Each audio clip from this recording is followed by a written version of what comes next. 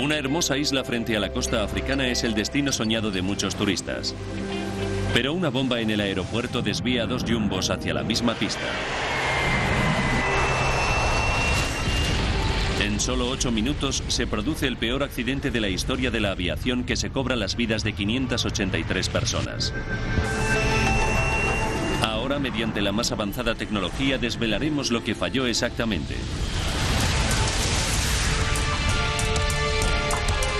Los desastres no ocurren sin más, son una cadena de sucesos críticos. Desentrañemos las funestas decisiones que se tomaron en los segundos previos a la catástrofe. Segundos catastróficos. Tragedia en el aeropuerto de Tenerife. Europa, España, Islas Canarias, Tenerife. Domingo 27 de marzo de 1977. Los Rodeos es un tranquilo aeropuerto en las colinas de la isla. No suele registrar un tráfico aéreo elevado y normalmente solo recibe unos pocos aviones pequeños al día. Pero hoy es una jornada excepcional. 12 del mediodía. Después de un vuelo nocturno desde Los Ángeles, el vuelo de Pan Am 1736 se encuentra a 2 horas de distancia de las Islas Canarias. Joan Jackson lleva 7 años trabajando como azafata de Pan Am. Todo parecía marchar con normalidad. A veces te tocan pasajeros que prefieres que hubieran volado en otro avión, pero ese día eran todos gente maravillosa y disfrutamos volando con ellos. Jack Ridout es uno de los 378 pasajeros y está muy contento de viajar en un 747. En los años 70, el 747 era la crème de los aviones. Era el doble de grande que cualquier otro. Jack viaja a todo lujo. Lleva a su novia Johnny a pasar unas vacaciones muy especiales. Fue un viaje maravilloso en primera clase.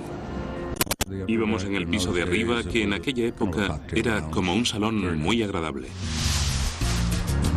Se dirigen a Gran Canaria, la tercera más grande de las 7 Islas Canarias, famosa por sus magníficos paisajes. Pero además de su belleza, las islas esconden a varios grupos terroristas deseosos de liberar al archipiélago del dominio español.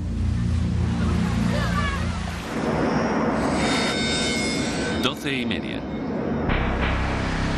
De repente, el capitán de Pan Am, Victor Grabs, recibe un mensaje urgente del controlador aéreo. En el aeropuerto de Gran Canaria, donde tienen previsto aterrizar, ha explotado una bomba. Ahora tiene que desviarse al aeropuerto de Los Rodeos, en la vecina isla de Tenerife. El piloto comunica a los pasajeros lo ocurrido. Me preocupé bastante. Estoy seguro de que los demás pasajeros también se preocuparon. 1:38 del mediodía. El 747 de Pan Am no es el único avión que ha sido desviado a causa de la bomba. Otro jumbo, el vuelo 4805 de KLM, proveniente de Ámsterdam, también ha sido desviado al aeropuerto de Tenerife, Los Rodeos. Aterriza antes que el avión de Pan Am. Otros 3 aviones desviados se encuentran ya en tierra. El aeropuerto de Tenerife es pequeño, dispone de una sola pista y sus controladores aéreos no están acostumbrados a tanto tráfico, ni mucho menos a los jumbos. Y es domingo, así que solo hay 2 controladores de servicio. Los pasajeros del avión de KLM se dirigen a la sala del aeropuerto para descansar. 2:15 de la tarde. Aterriza el 747 de Pan Am. Se sitúa junto al jumbo de KLM, que también espera a que reabra el aeropuerto de Gran Canaria. Gran Canaria está a solo 25 minutos de distancia, pero puede que la policía tarde en declarar el aeropuerto a salvo de bombas. Nadie sabe cuánto tiempo tendrán que esperar. El aeropuerto de Los Rodeos en Tenerife está situado en un valle a la sombra del Gran Monte Teide, el tercer volcán más grande del mundo. El Teide domina la isla e incluso influye en el clima. Hoy de momento brilla el sol, pero las condiciones pueden cambiar en cualquier momento. El aeropuerto se halla a una altitud de 632 metros sobre el nivel del mar. En las montañas hay nubes bajas que a menudo envuelven el aeródromo en una densa niebla. Pero cuando aterriza el avión de Pan Am, el problema no es el tiempo. Las condiciones eran buenas. Estaba despejado y hacía un día precioso.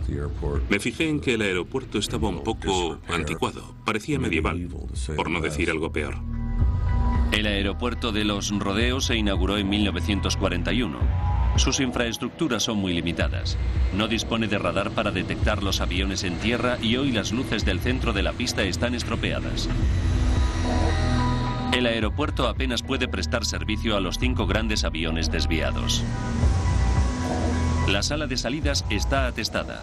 A los pasajeros del interior del Jumbo de Pan Am no se les permite abandonar el avión. La azafata abre la puerta para que entre un poco de aire fresco. Recuerdo que tuvimos que esperar mucho tiempo. Acabamos muy aburridos y preguntándonos continuamente cuándo podríamos marcharnos.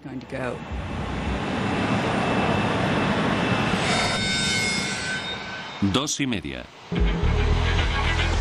La policía de Gran Canaria se ha deshecho de la bomba y los pasajeros creen que pronto llegarán a su destino para empezar sus vacaciones. Pero el avión de Pan Am no está listo para despegar. El avión de KLM que está delante de ellos en la pista está repostando combustible. Llenar el tanque con 55.000 litros de combustible puede llevarle 30 minutos. El avión de Pan Am se ve obligado a esperar. Los pilotos estaban ansiosos por despegar. Creo que preferían que KLM no hubiera tenido que repostar combustible extra y nos hubiéramos podido marchar todos. Pero cuando KLM termina de repostar, se produce otro retraso. Sin ninguna explicación, las autoridades españolas obligan a los aviones a esperar otras 2 horas más. 16:56. El piloto más veterano de KLM, el capitán Jacob Van Santen, pide permiso para maniobrar. 2 minutos después, la torre de control se lo concede. En el avión de Pan Am, Jack se fija en el cambio del tiempo. Se empezó a formar mucha niebla. Nunca había visto una niebla tan espesa que tapaba el aeropuerto por completo. No se sabía si era de día o de noche. El vuelo 4805 de KLM maniobra por la pista. Lleva 248 pasajeros a bordo contando la tripulación. Los controladores aéreos dan instrucciones a los pilotos de que se dirijan a un extremo de la pista, giren 180 grados y esperen el permiso para despegar. Ahora la visibilidad se ha reducido a 300 metros. Los controladores aéreos no pueden ver los aviones que están dirigiendo. Y no hay radar de tierra para ayudarles. Dependen completamente de la comunicación por radio. 5:02 de la tarde. Los controladores dan permiso al avión de Pan Am para maniobrar hasta la pista y colocarse detrás del avión de KLM. Les dicen a los pilotos de Pan Am que giren en la tercera salida y esperen. Las condiciones meteorológicas empeoran en segundos. Seguimos al avión de KLM hasta la pista. No se podía ver el asfalto. No se veía nada. Estaba muy oscuro. 5:04 de la tarde. El avión de KLM efectúa un giro de 180 grados y se coloca en posición para despegar.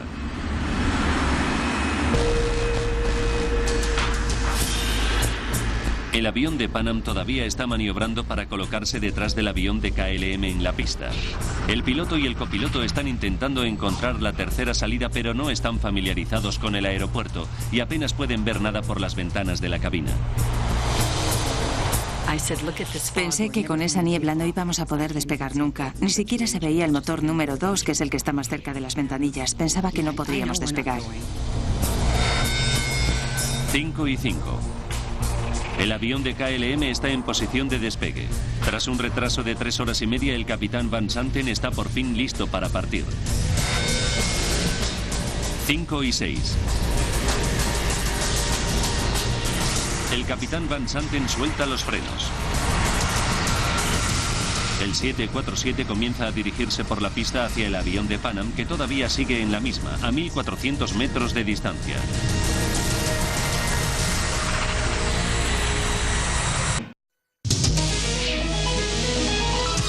Un jumbo de KLM avanza por la pista en medio de una espesa niebla. Pero otro jumbo de Pan Am se encuentra maniobrando por esa misma pista.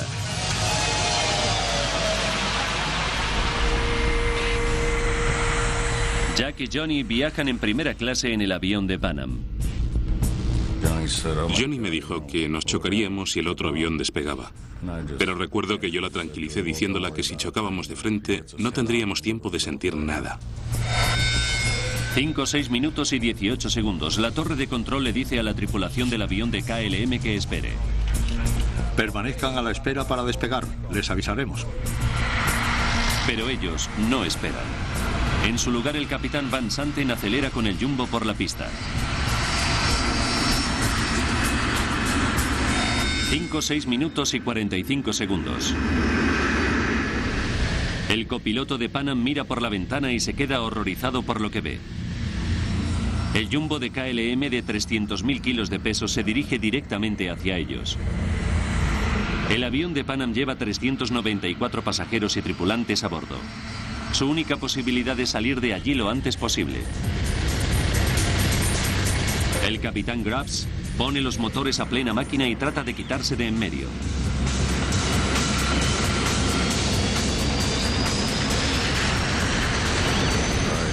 Oí cómo aceleraban los motores y pegamos un giro muy brusco hacia la izquierda. ¡Fuera! ¡Fuera! Pero es demasiado tarde. 5, 6 minutos y 50 segundos. El avión de KLM se estrella contra el jumbo estadounidense a 290 kilómetros por hora. Se oyó un ruido atronador. Tuve la impresión de que habían explotado todas las moléculas del aire. Lo único que pensé es que se trataba de una bomba, no podía ser otra cosa. No se veía nada más que metales retorcidos. Y casi inmediatamente el avión se prendió fuego.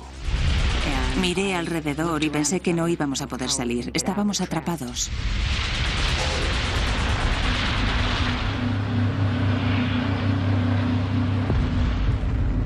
Los controladores aéreos escuchan las explosiones, pero a causa de la niebla no pueden ver nada. Son incapaces de establecer contacto por radio con ninguno de los dos aviones. El 747 de KLM se ha incrustado contra el avión de Pan Am y le ha rebanado la cubierta superior. Tras el impacto, el avión de KLM se estrella contra la pista. Escuchamos un chirrido tremendo y una explosión. Enseguida me di cuenta de que no podía haber sobrevivido nadie. En la torre de control hacen sonar la alarma. Estas primeras imágenes de las noticias muestran a los bomberos intentando sofocar el incendio que devora el avión de KLM, pero no encuentran supervivientes. Por culpa de la niebla, no se dan cuenta de que a solo 450 metros de distancia, en la misma pista, el jumbo de Pan Am también está en llamas, con cientos de pasajeros a bordo.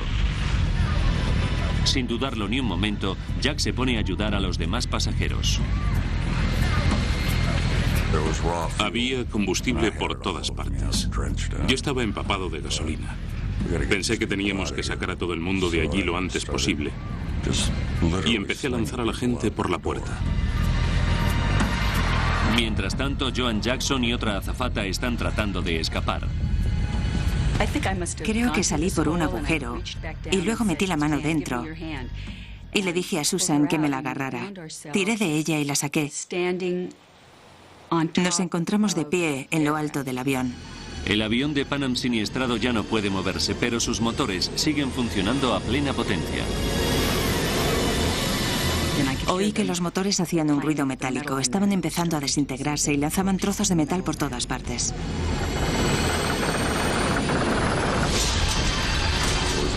Hubo otra explosión y la azafata que había estado ayudando a la gente murió decapitada instantáneamente. Fue una visión horrorosa. Joan y su compañera siguen atrapadas sobre el techo del avión. Pensé que si saltábamos nos romperíamos las piernas y no seríamos capaces de alejarnos del avión con las piernas rotas. Pero el avión comienza a desintegrarse bajo ellas.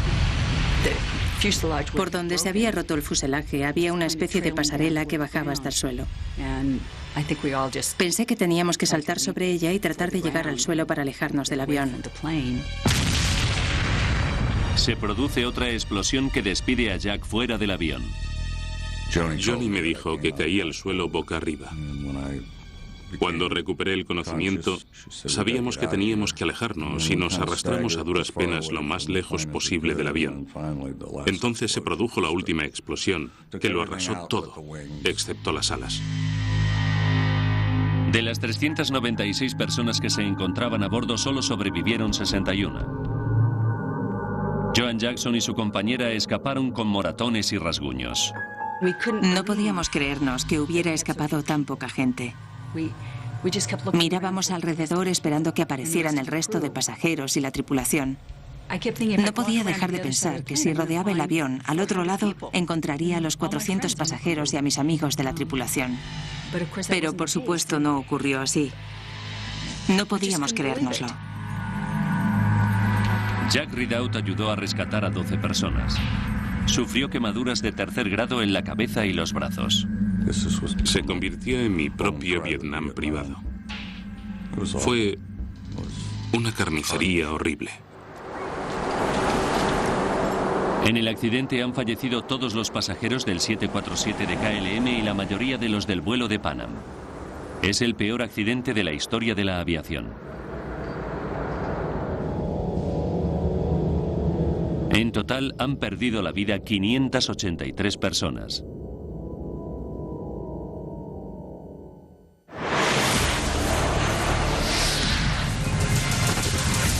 La noticia traumatiza al mundo entero. El Jumbo es el avión más moderno de su época. Y además transporta el doble de pasajeros que cualquier otro avión comercial. Y ahora, los restos calcinados de 2 jumbos yacen esparcidos por la pista. Bastaron 8 minutos. Ahora recapitularemos los acontecimientos de aquel día fatídico y profundizaremos en las investigaciones para revelar lo que ocurrió realmente. Una avanzada simulación informática nos conducirá a donde no llega ninguna cámara, al corazón del siniestro. Las autoridades españolas acudieron inmediatamente con un equipo de investigación. El investigador de accidentes, Jaime Velarde, salió de su casa en Madrid a toda velocidad y llegó a Tenerife a primera hora. Cuando llegué, me di cuenta de que se trataba de una gran catástrofe. Fue algo fantasmagórico. En el ambiente flotaba una sensación de tristeza y desastre. Jaime Velarde acude al lugar del siniestro lo más rápido posible. En la investigación de un accidente, es muy importante llegar lo antes posible para observar y fotografiar todas las pruebas en su estado natural. También acuden investigadores de Estados Unidos y Holanda en representación de los dos países cuyos aviones se han visto involucrados en el accidente. Uno de los expertos holandeses es Frans Gerhardt, que se queda impresionado por lo que ve. Nos quedamos asombrados de la enorme cantidad de escombros que había. Nunca habíamos visto nada igual. También recuerdo que olía de un modo muy raro en toda la zona del aeropuerto. Luego me di cuenta de que se trataba del olor a carne quemada de las víctimas. Fue realmente horrible. Es el peor accidente que he visto en mi vida. Los investigadores tienen que responder muchas preguntas. ¿Por qué seguía el Jumbo de Pan Am en la pista? ¿Hubo otra bomba? Hemos utilizado el informe oficial para recomponer la secuencia de la cadena mortal de sucesos.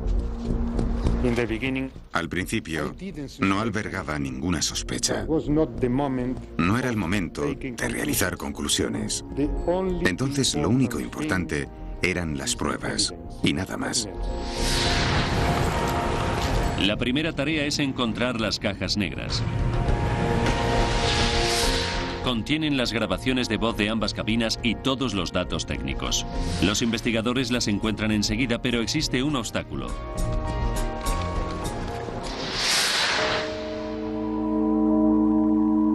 Las cajas están muy dañadas. Puede llevarle semanas descifrar las grabaciones. Mientras tanto, los investigadores tienen que fiarse de la siguiente prueba más importante: las grabaciones de la torre de control aéreo. La tensión era enorme, porque representaba la primera prueba sobre quién había sido culpable del accidente.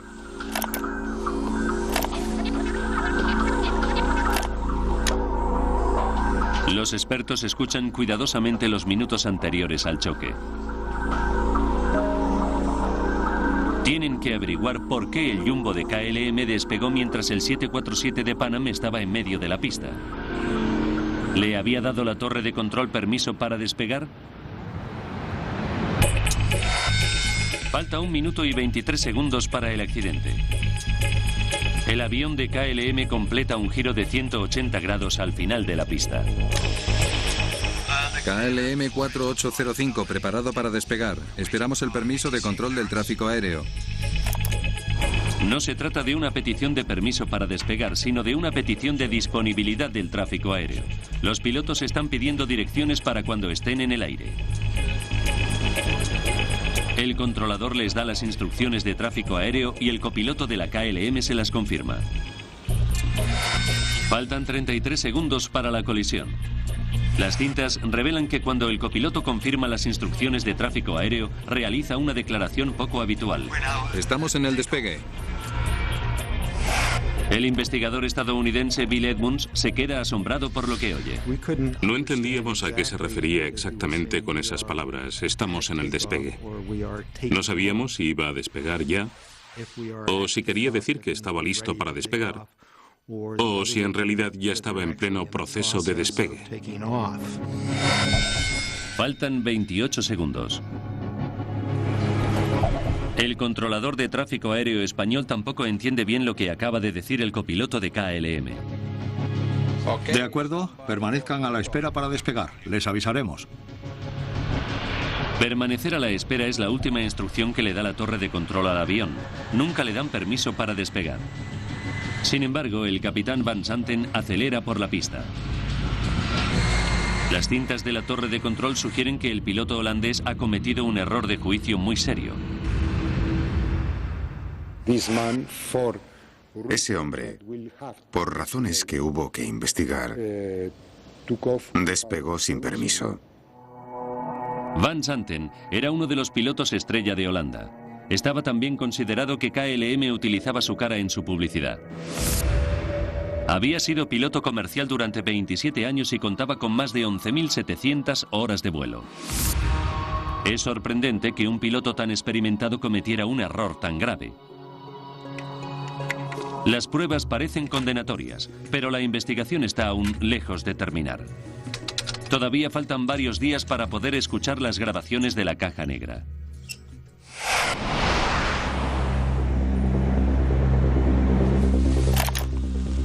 Mientras tanto, las cintas de la torre revelan otro dato inesperado. Los pilotos de Pan Am tampoco habían seguido sus instrucciones. Faltan 4 minutos para la colisión. La torre de control ordena al avión de Pan Am que gire y salga de la pista por la tercera salida.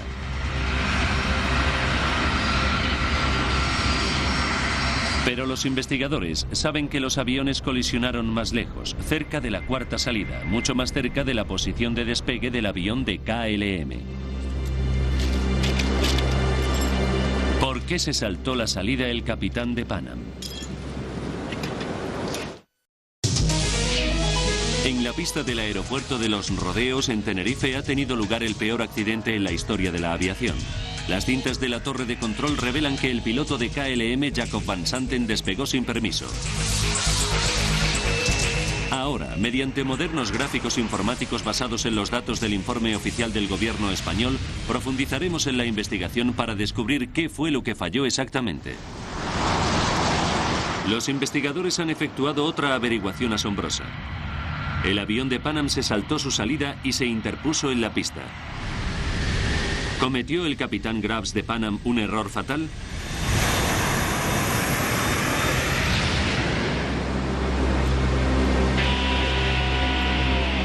Para averiguarlo, los expertos analizan el trazado del aeropuerto.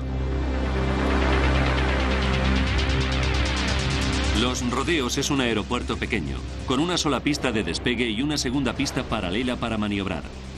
Hay 4 carriles de acceso entre la pista de maniobra y la de despegue. El día del accidente, los controladores de Tenerife tuvieron que trabajar con un tráfico de aviones adicional porque el aeropuerto de Gran Canaria estaba cerrado. No les queda otra opción que estacionarlos en la pista de maniobra. Para colocarse en posición de despegue, todos los aviones tienen que utilizar la pista de despegue. Ahora, los expertos examinan la posición exacta de los aviones sobre la pista en el momento previo al choque.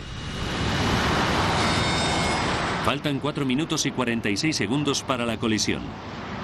El avión de Pan Am sigue al de KLM por la pista. La tripulación de Pan Am utiliza un pequeño diagrama para encontrar la salida C3, pero las salidas no están marcadas con claridad y la visibilidad es cada vez peor. Cuando maniobran por la pista, miran por la ventana para tratar de contar las salidas según las van pasando. Primero la C1 y luego la C2. El problema se produce con la tercera salida, la C3. Parece que la tripulación de Pan Am no tenía muy claro dónde estaba la salida por la que se suponía que tenían que girar. Sin embargo, las cintas de la torre de control demuestran que las instrucciones estaban claras. ¿Podrían confirmarnos que quieren que el vuelo 1736 gire a la izquierda en la tercera intersección? La tercera, señor. 1, 2, 3, tercera. Falta 1 minuto y 6 segundos para el desastre. El avión de Pan Am se salta la salida C3 y continúa avanzando por la pista hacia el avión de KLM que está preparándose para despegar. Pero para tomar la salida C3, el Jumbo tendría que haber efectuado un giro muy difícil en un ángulo muy cerrado.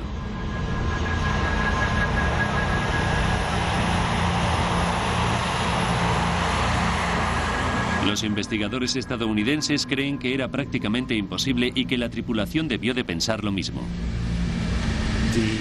El plano geométrico que dibujamos indicaba que el avión de Pan Am no podría haber girado.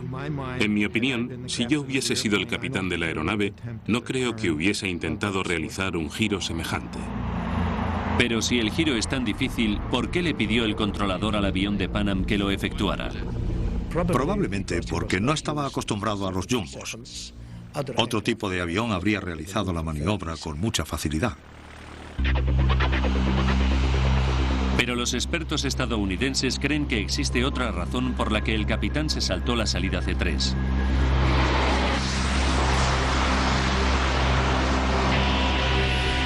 Justo cuando debería estar girando para dejar la pista por la salida C3, el piloto se distrae por lo que escucha en la radio. KLM 4805 está listo para despegar. Esperamos su permiso de control del tráfico aéreo.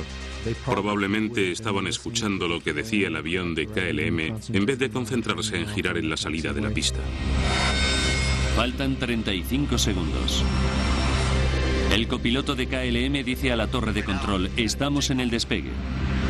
Inmediatamente el piloto de Pan Am interfiere en la conversación y dice: vuelo 1736, seguimos maniobrando por la pista.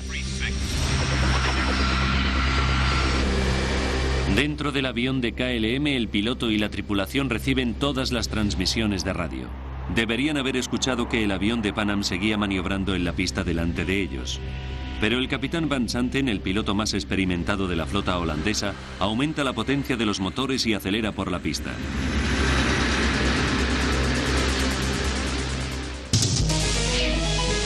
Los investigadores saben ahora que ninguno de los dos pilotos siguió las instrucciones del controlador. Para averiguar por qué, tienen que profundizar más. Tienen que analizar el comportamiento de ambas tripulaciones. Las transcripciones de la cinta de la torre de control revelan que en la cabina del avión de KLM la tensión era creciente.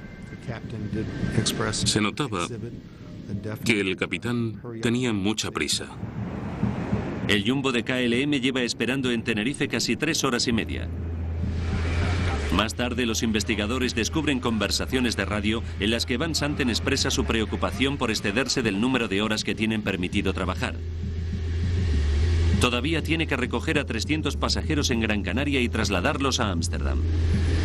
Si llegan tarde, la tripulación tendrá que quedarse en tierra para descansar y KLM tendrá que pagar una noche de alojamiento a todos los pasajeros. Y además, cada vez hay más niebla y la visibilidad es muy baja. El piloto está bajo presión. Creo que todos los pilotos piensan que todos sus problemas están en tierra y que en cuanto despegan se soluciona todo.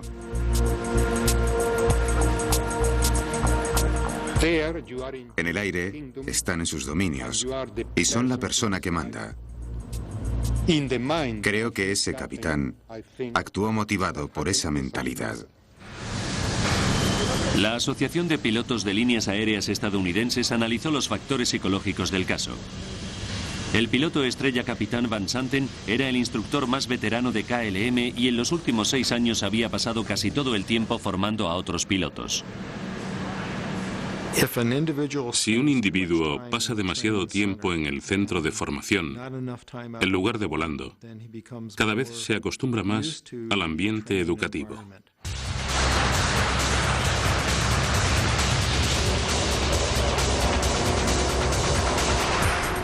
De hecho, en los 6 años anteriores el capitán Van Santen había volado una media de solo 21 horas al mes y no había volado en las últimas 12 semanas. Bill Edmunds sugiere que hay un fenómeno denominado síndrome de formación que provoca que los pilotos no distingan entre el mundo real y la ficción.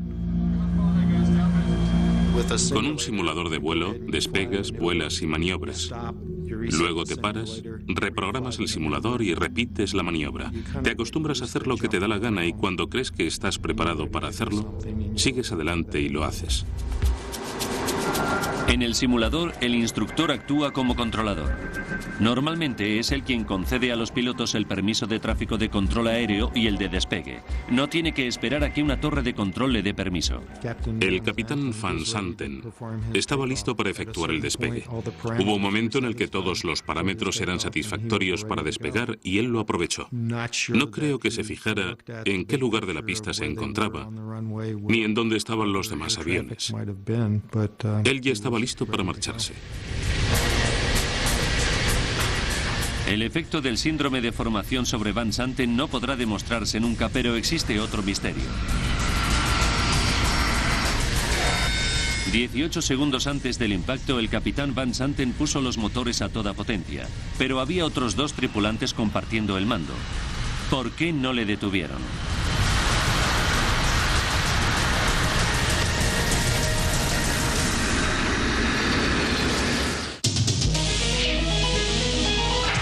Las cintas de la torre de control han revelado que el capitán Van Santen despegó sin permiso. Los investigadores también han descubierto que el jumbo de Pan Am se saltó su salida y se interpuso en la pista.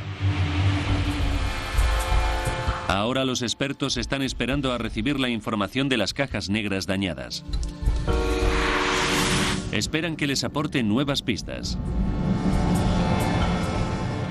Cada 747 lleva 2 cajas negras, la grabadora de datos de vuelo y la grabadora de voz de la cabina, que almacena los últimos 30 segundos de todas las conversaciones dentro de la cabina. El investigador español Jaime Velarde llevó las cajas negras a Washington, donde fueron examinadas en el laboratorio especial del Consejo Nacional de Seguridad en el Transporte. Fue una investigación muy laboriosa, porque hubo que analizar prácticamente todas las voces grabadas. Hasta ahora los investigadores se han apoyado en las grabaciones de la torre de control. Pero tras 2 semanas de investigación por fin pueden examinar las cintas de las cajas negras. Puede llevar varios días escuchar media hora de grabación de voz de la cabina. Hay que identificar a los que hablan, averiguar lo que dicen y cualquier otra interacción importante. Los investigadores solo consiguen la versión completa cuando comparan las cintas de las cajas negras con las grabaciones de la torre de control. Efectúan un descubrimiento dramático. En la cabina del avión de KLM, la tripulación no escuchó algunas de las instrucciones que eran claramente audibles en las cintas de la torre de control. Justo cuando el capitán Van Santen dependía más de la comunicación por radio, una interferencia ruidosa borraba los mensajes más vitales.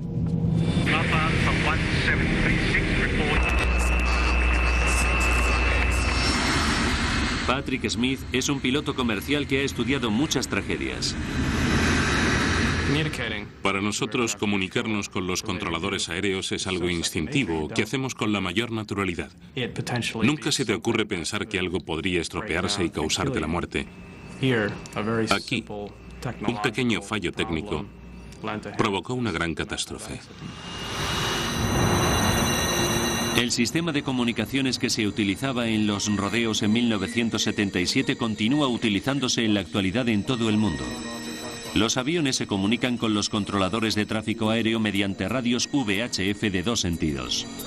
Todos los aviones del aeropuerto sintonizan la misma frecuencia para poder no solo recibir instrucciones, sino también escuchar lo que están haciendo los demás. Pero el sistema tiene sus limitaciones.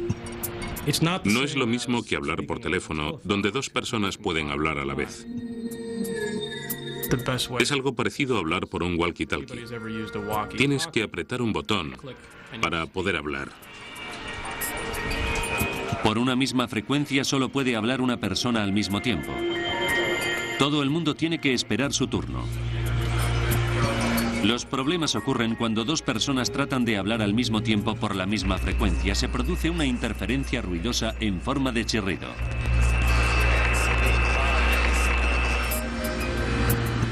Cuando se escucha una interferencia en una frecuencia abierta, 999 veces de cada 1000, se trata de un fenómeno inocuo. Pero el accidente de Tenerife fue esa ocasión entre un millar en la que la interferencia resultó dañina. Faltan 67 segundos para el impacto.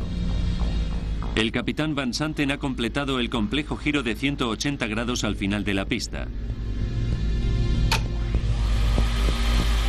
La grabadora de datos de vuelo revela que incrementa la potencia del motor.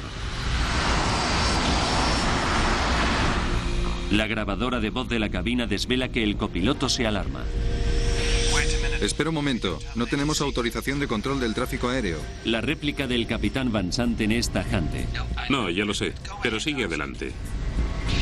Faltan 44 segundos para el impacto.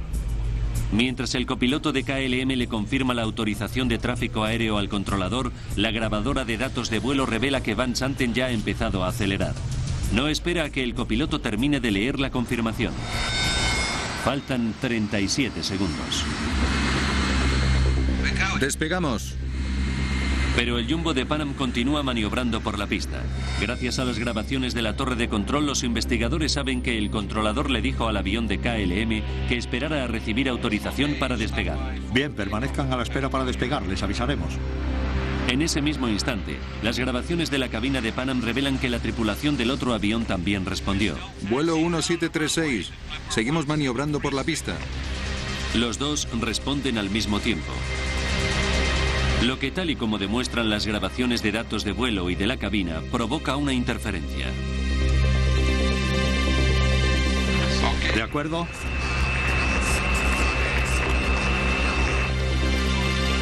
Lo único que escucha el capitán Van Santen es de acuerdo. No escucha el resto de la orden que le dice que permanezca a la espera para despegar, que ya le avisarán. Ni tampoco escucha al avión de Pan Am que dice que el vuelo 1736 todavía está maniobrando por la pista. Por eso continúa acelerando por la pista. Si hubiese escuchado cualquiera de esas 2 transmisiones, se habría detenido en seco, pero como ambas comunicaciones se efectuaron simultáneamente, se produjo una interferencia y no escuchó nada.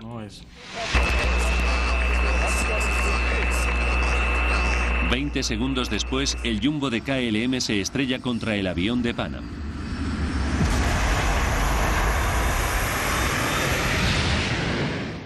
El investigador holandés opina que esta averiguación exime a Van Santen de toda culpa. Supuso un gran avance en la investigación. Estoy seguro de que si el avión de KLM hubiese escuchado los mensajes, no habría continuado con el despegue. La interferencia se produjo 30 segundos antes del impacto y bloqueó 2 mensajes vitales. Pero las grabaciones de la cabina revelan que después de esos 2 mensajes, el capitán Van Santen recibió una advertencia final. 24 segundos antes del choque, el controlador español llama por segunda vez al avión de Pan Am para saber si ya había abandonado la pista. Papa Alfa 1736, infórmenos cuando abandone la pista. El copiloto de Pan Am le responde: De acuerdo, le informaremos cuando hayamos abandonado la pista. Esta conversación fue audible en la cabina de KLM, pero solo un miembro de la tripulación la escuchó. El ingeniero de vuelo la escuchó, al menos parcialmente. ¿El avión de Pan Am sigue en la pista?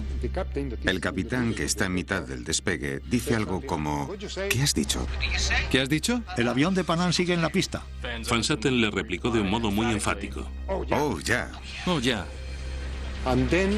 Y el ingeniero de vuelo ya no vuelve a hablar. El ingeniero de vuelo era el miembro más joven de la tripulación. Su prestigioso capitán no le hace caso y no se atreve a cuestionarle.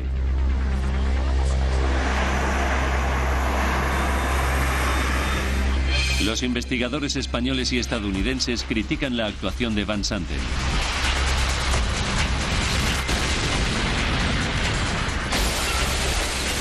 Pero el análisis final revela que el destino estaba contra él. El capitán Van Santen despegó sin autorización y estrelló el jumbo de KLM contra el 747 de Pan Am que había en la misma pista.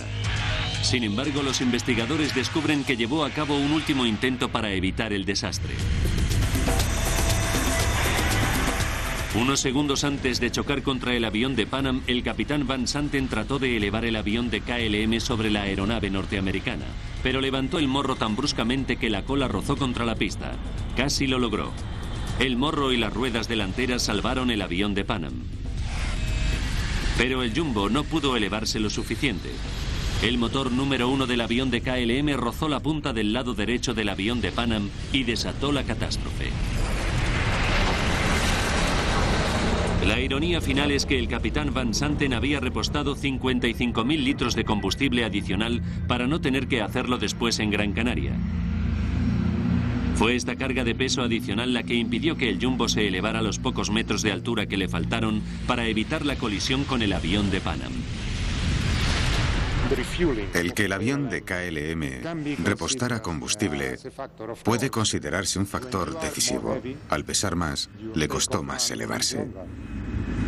El desastre de Tenerife estuvo causado por una cadena de sucesos que combinaban errores humanos y fallos técnicos.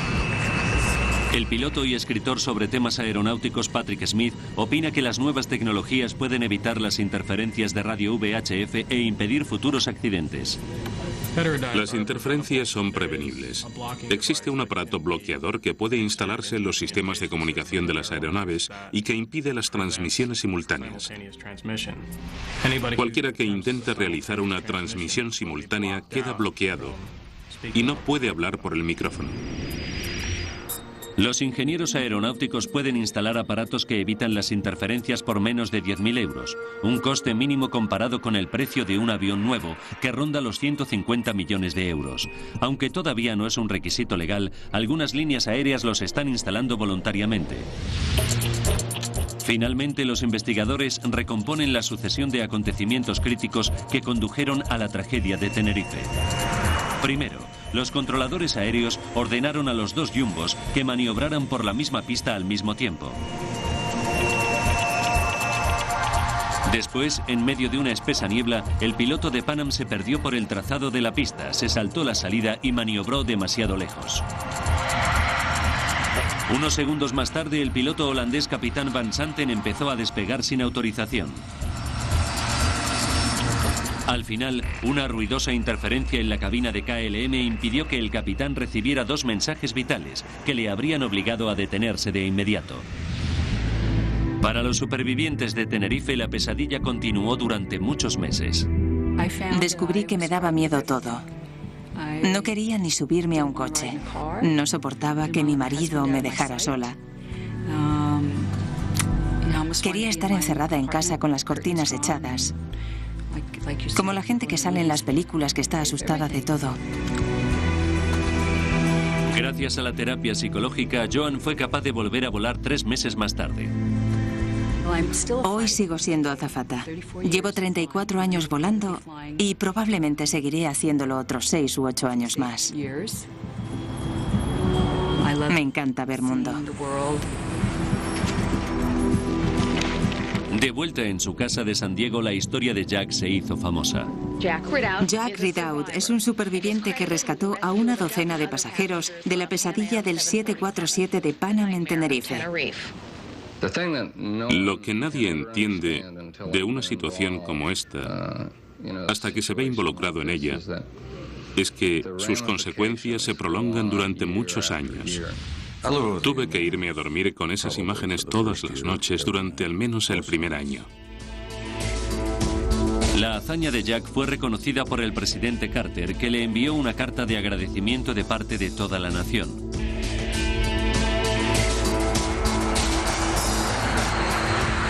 Ahora en Tenerife hay un nuevo aeropuerto que gestiona la mayor parte de las visitas a la isla.